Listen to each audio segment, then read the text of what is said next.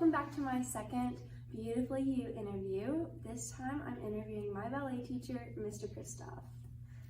So to start this off, will you tell us a little bit about who you are and what you do? Sure. Like you said, my name is Kristof Waltermire. I'm 47 years old. I've been a classical ballet dancer since I was 17, so we're looking at 30 years here. Retired from the stage, but now I teach. I am making a transition from one career into the next. I've gone into nursing. I'm in my, going into my fourth and final semester of the program. Have fallen in love with labor and delivery. We'll see where we end up. I'm a bonus dad to a beautiful little girl with Down syndrome, who's my biggest world. And that's a big reason why I decided to go into nursing. And it's a lot of the reason why I love kids and continue to work with kids, so. Yeah. I love that. Name is so cute. Yeah, thanks. So my social impact initiative is Beautifully You. What does Beautifully You mean to you? I think Beautifully You to me means like living in your skin, living your truth. It's hard to do that sometimes this day and age, but I think finding your tribe, finding the people who support you for you, and they allow you to continue that authenticity. Yeah, that's what it would be to me. So how are you being yourself every day? Well, it took years.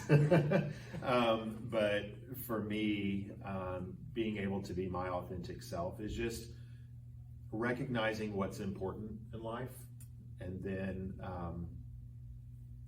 keeping those little goals to get you there, all the while staying true to your heart path too. I'm a firm believer that your gut tells you a lot of right from wrong, and I try to follow those gut instincts. I also know when things don't feel right, you know, and so it's really easy to kind of get off the path. But then, you know, you get that gut feeling, that heart feeling too, that says, oh, you're not there. Let's bump you back, as my great grandmother would say, keeping you between the mayonnaise and the mustard. So yeah, just following the gut feeling, knowing when things aren't on your path, and just knowing that at the end of the day, you're answering to yourself and your maker. And, you know, those are the two people that you need to be right with. So earlier you mentioned about being a dancer and going from dancing to nursing, and both of those are against gender stereotypes. So how would you encourage someone who is struggling to go after what they love that is against gender stereotypes? Well, I feel like stereotypes are meant to be broken. I think as a male who is a dancer, I struggled. Ironically, I didn't struggle from my peers, I struggled from family, but I think that was because they come from older generations where you didn't see a lot of what you're seeing these days. I think, again, it goes back to just staying on that heart path, and again, doing what you love to do, and being really good at it. Just commit to it, because if you're great at something, people can't deny that you're good, you know what I mean? And then they kind of forget that you are a male who's a dancer. They just look at you as, that's Kristof, and he dances for a living. In nursing, it's kind of the same thing. I find it ironic that what I'm experiencing in my clinical rotations is that, you know, years ago, a man walking in as an RN, they're like, what are you're supposed to be a doctor. And I still get that. Like, they think that I'm a doctor when I walk into a room, and I'm like, no, I'm still a student. But male nurses are like a hot commodity right now. Like, we're actually really sought after. And we'll take example, my labor and delivery rotation. As I mentioned earlier, I fell in love with labor and delivery. I was really nervous going into that, because that typically is a female, you know, world. And all of my patients loved me. And at the end of the day, they said, I don't care that he's a male. I care that he can provide quality care.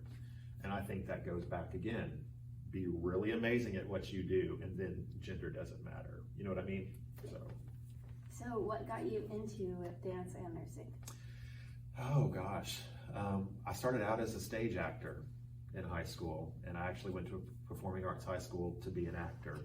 And Valley, Arkansas came in and said, oh, we need a couple guys to play rat guards in Nutcracker. There's no dance experience needed. And I raised my hand. I was like, I'll do it. I was up for any new experience. It was me and a friend of mine, Danny. And we did. Dressed up like rats. We grabbed Clara, we tied her up to a Christmas tree, and that was our deal. But I had family coming, and I was like, I need to make for sure that I know what to tell them they're coming to see. So I sat through one of the rehearsals and watched the entire thing. And I still remember to this day, it was Adam Miller and Gianna Rosillo. I don't remember what company they were from, but I remember their names. And like, I'm sitting there and I'm crying. I'm like, what's falling from my eyes? I had no idea. And right then and there, I knew that's what I wanted to do. So I used it as a therapy. I've always found myself to be a people person and wanting to help people. And at the time, I didn't know nursing was where I wanted to be, but dance was kind of nursing audiences. People come to the theater to feel something and to be changed in some way. And we as artists, that's our job. We're like a visual therapist. Yeah, I mean, because theater is life. It's just exaggerated life, and within every production, whether it's a straight play, a musical, or a ballet, there is a problem and there is a resolution. And we hope at the end that resolution transpires over to an audience too, and allows them an opportunity to say, hey, these people dealt with this life challenge this way. Maybe I can deal with my life challenge too, And so now going into nursing, I'm kind of carrying that into more of like a trade, hands-on, medical type thing. But you're still healing an audience. They're just not in a chair in a theater. They're in a hospital bed. But the principle is the same. End result is to heal a head and a heart. So that's incredible. I love that. Thanks. So you said that you're a big mental health advocate. Yes. So if someone came up to you and said that they were having mental health issues, how would you encourage them to get help? In a few ways. I would first let them know that it's not them that's broken, that it's a disease, and there's a big difference between a disease and an individual. Second thing, there are an infinite amount of resources that people don't take part in. I like people to know that everyone deserves a therapist. Yeah. Even people who claim to have beautiful, perfect lives. I think anybody and everybody can benefit from mental health therapy. There's medication management that helps. And again, I think having a support group too that like gets you and understands you and knows when you're kind of off your game. Does that make sense? Yeah. Can kind of help, like my great grandmother said, keep you between the mayonnaise and the mustard. But I think the big thing is just knowing that you're not broken, the person is not broken, and there is light at the end of the tunnel, and it's just a season. So. Well, thank you so much for talking with me today.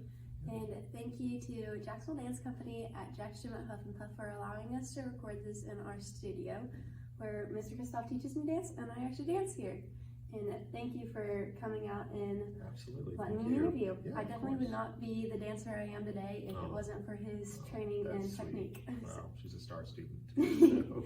So I will see you all in the next Beautifully You interview. Thank you.